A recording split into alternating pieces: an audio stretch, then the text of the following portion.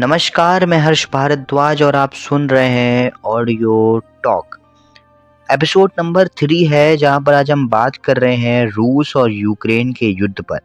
आखिर क्या वजह है कि रूस और यूक्रेन ये दोनों सगे भाई अपने एक दूसरे के खून के प्यासे हो चुके हैं।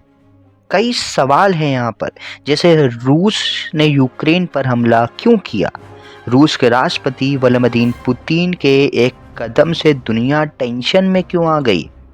यूक्रेन से रूस क्या चाहता है? क्यों दो पड़ोसी मुल्क एक दूसरे के दुश्मन हो गए? और आखिर यूक्रेन ने क्या किया कि रूस, अमेरिका और नाटो के सदस्य देशों की नाराजगी मोल लेकर यूक्रेन पर अपनी मिसाइल दागने लगा? ऐसे कई सवाल हैं जिसका जवाब आज दुनिया सुनना चाहती है। हम आपको आज बताएंगे कि पूर्वी यूरोप से इस इलाके में क्यों रूस ने युद्ध का ऐलान कर दिया है। आप सुन रहे हैं ऑडियो टॉक। जैसे स्वतंत्र भारत और पाकिस्तान एक ही दिन अस्तित्व में आए, उसी दिन की तरह रूसी गणराज्य और यूक्रेन एक ही दिन वजूद में आए। ये दिन था 25 दिसंबर 1991। इस दिन सोवियत रूस यानी कि यूएसएसआर 15 देशों में बट गया। 15 देशों में यूक्रेन और रूस भी थे। बता दें कि 1991 से पहले सोवियत रूस दुनिया की दो ध्रुवीय व्यवस्था में साम्यवादी ब्लॉक का नेतृत्व करता था और अमेरिका से इसका जबरदस्त कंपटीशन था। तब सोवियत रूस और अमेरिका के बीच ऐसी कट्टर प्रतिद्वंद्विता थी कि दोनों देश कई बार युद्ध के मुहाने पर आ गए। 1945 से लेकर 1991 तक इस दौर को लोग शीत युद्ध के नाम से जानते हैं, यानी कि कोल्ड वॉर के नाम से जानते हैं। लेकिन इस रेस में पूंजीवादी अमेरिका विजय रहा और 25 दिसंबर 1991 को यूएसएसआर 15 देशों में बट गया। इसके साथ ही अमेरिका पूरे दुनिया का नेता बन गया। यूएसएसआर 1991 में कई हिस्सों में बट गया।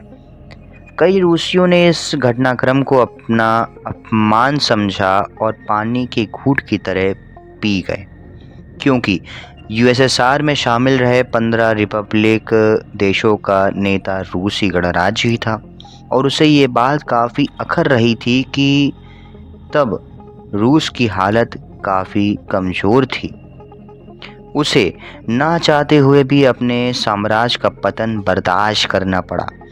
वह मन महसूस कर रह गया। इधर यूएसएसआर के बंटवारे के बाद भी अमेरिका रूस को दबाता रहा। अमेरिका ने सैन्य संगठन नाटो, जिसका अर्थ है नॉर्थ अटलांटिक ट्रीटी ऑर्गेनाइजेशन, के जरिए यूएसएसआर से अलग हुए देशों पर अपना चारा डालना शुरू कर दिया था। 1991 में यूएसएसआर से अलग होकर 15 जो देश बने थे, उनमें से 3 देश 2004 में नाटो के सदस्य बन गए। अब इसका मतलब था कि अमेरिका रूस की गर्दन तक पहुंच चुका है, क्योंकि बाल्टिक क्षेत्र में स्थित ये तीनों देश रूस की सीमा से जुड़े हुए थे। बता दूं कि नाटो देश के बीच ही समझौता है कि अगर नाटो के किसी भी एक देश पर हमला होता है तो उसे नाटो के सभी सदस्य अपने ऊपर हमला मानेंगे और अपनी मिली-जुली सैन्य शक्ति से जवाब देंगे। नाटो में सभी देश अब यूक्रेन का साथ दे रहे हैं। इसी तरह से नाटो के जरिए अमेरिका ने रूस की घेराबंदी शुरू कर दी। यूक्रेन और रूस की सीमाएं जुड़ी हुई हैं। यूक्रेन भी अपनी ताकत बढ़ाने के लिए नाटो में शामिल होना चाहता था। यूक्रेन अपनी भौगोलिक स्थिति का फायदा उठाते हुए अमेरिका से मांग करने लगा कि उसे भी नाटो का सदस्य बनाया जाए। यूक्रेन के राष्ट्रपति जेलेंस्की के इस कदम से पुतिन बेहद चिढ़ गए। उन्होंने यूक्रेन बॉर्डर पर अपनी सेना भेजनी शुरू कर दी। यूक्रेन के साथ रूस के टेंशन की ये तत्कालीन वजह है। रूस खुलेआम यूक्रेन के पश्चिमी दुनिया को कठपुतली बताता है। रूस कहता है कि अमेरिका समेत नाटो के सदस्य ये लिखित गारंटी दें कि वे अपनी सैन्य गतिविधियां पूर्वी यूरोप और यूक्रेन में ना करें। पुतिन तो ये भी कहते हैं कि यूक्रेन कभी एक स्वतंत्र राज्य था ही नहीं। जब नाटो की आड़ में अमेरिका पूर्वी यूरोप में अभी गतिविधियां बढ़ा ही रहा था, तो पुतिन भी चुप नहीं बैठे थे। पुतिन पहले भी कह चुके हैं कि अगर उनका वश चले तो यूएसएसआर को वो पुनर्गठित करेंगे। बता दें कि रूस की राजनीति में पुतिन की एंट्री साल 1999 में हुई। इसके बाद वो 2000 में राष्ट्रपति बनते हैं। 1991 में जो यूएसएसआर अलग हुआ, उससे वह ऐतिहासिक गलती मानते हैं और उसे सुधारने में लग जाते हैं। पुतिन ने 1999 यानी कि 1999 में ही चेचन्या को रूस में मिला लिया था। इसके बाद से पुतिन यूएसएसआर के पुराने गौरव को हासिल करने में लग रहे हैं। आज पुतिन ने जो रणनीतिक कदम उठाए हैं, वो 2008 में भी पुतिन ने उठाए थे। उन्होंने यूएसएसआर से अंग रहे जॉर्जिया के 2 राज्यों को स्वतंत्र देश की मान्यता दे दी। 2014 में पुतिन ने यूक्रेन का हिस्सा रहे क्रीमिया पर कब्जा कर लिया। क्रीमिया काला सागर में स्थित एक क्षेत्र है। ये यूक्रेन और रूस दोनों के करीब है। यहाँ की काफ़ी आबादी रूसी भाषा बोलती है।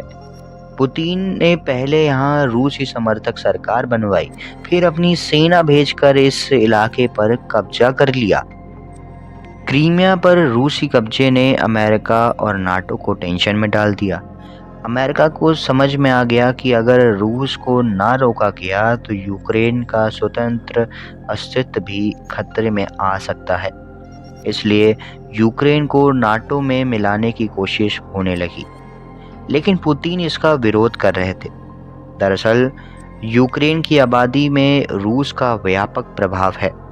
यहाँ हर 5 में से 1 व्यक्ति रूसी भाषा बोलता है। यहाँ पर रूस का सांस्कृतिक प्रभाव है। अगर यूक्रेन के पूर्व के हिस्से की बात करें तो यहाँ लोग अपने आप को रूस के करीब समझते हैं, जबकि पश्चिम के लोग खुद को यूरोप से नज़दीक मानते हैं। इस देश में इसी प्रभुत्व की लड़ाई है। यूक्रेन का पूर्वी हिस्सा रूस से सटा है और यहाँ लोग रशियन बोलते हैं, जबकि पश्चिम में ठीक इसके विपरीत है। रूसी एलिट्रिस इसी सांस्कृतिक प्रभाव का हवाला देकर यूक्रेन के पूर्वी हिस्से को रूस में विलय कराने का जायज मानता है। राष्ट्रपति पुतिन ने पहले यूक्रेन के 2 प्रदेशों को स्वतंत्र देश की मान्यता दे दी। ये दोनों प्रदेश यूक्रेन के इसी पूर्वी इलाके में स्थित हैं। यहाँ रूस रणनीति के तहत अलगाववादी ताकतों को हवा देता है और खुलेआम इन प्रदेश को इतिहास और भूगोल का हवाला देते हुए रूस के ऐतिहासिक गणराज्य का हिस्सा बताता है। इसी रणनीति पर काम करते हुए पुतिन ने 21 फरवरी को यूक्रेन के 2 अशांत क्षेत्रों को राष्ट्र की मान्यता दे दी। पुतिन के इस कदम के साथ ही दुनिया को रूस के अगले कदम का अंदाज़ा हो गया था। पुतिन ने धीरे धीरे अपनी सेना को इन दोनों प्रदेशों की ओर रवाना कर दिया। यहाँ ये दिलचस्प है कि यूक्रेन पर हमले को रूस कब्जा नहीं बताता। रूस का दावा है कि वो यूक्रेन के लोगों को यूक्रेनी अत्याचार से मुक्ति दिलाना चाहते हैं और इसीलिए वो हर संभव से संभव प्रयास कर रहे हैं। उनका इन शहरों पर कब्जा करने का कोई भी इरादा नहीं है। अब देखिए किसका क्या इरादा है, ये तो आप बहुत अच्छे से समझ चुके होंगे। शुरू से अमेरिका और रूस लड़ते आ रहे हैं। अब बस फ़र्क इतना है कि रूस डायरेक्ट वॉर कर रहा है, लेकिन अमेरिका इनडायरेक्टली वार कर रहा है। कहने का आशय सिर्फ यही है कि यहाँ यूक्रेन की लड़ाई नहीं हो रही है, यहाँ लड़ाई हो रही है रूस और अमेरिका की। ऐसे ही तमाम खबरों के लिए जुड़े रहिए हमारे साथ ऑडियो टॉक पे। जय हिंद, जय भारत, शुभ रात्रि।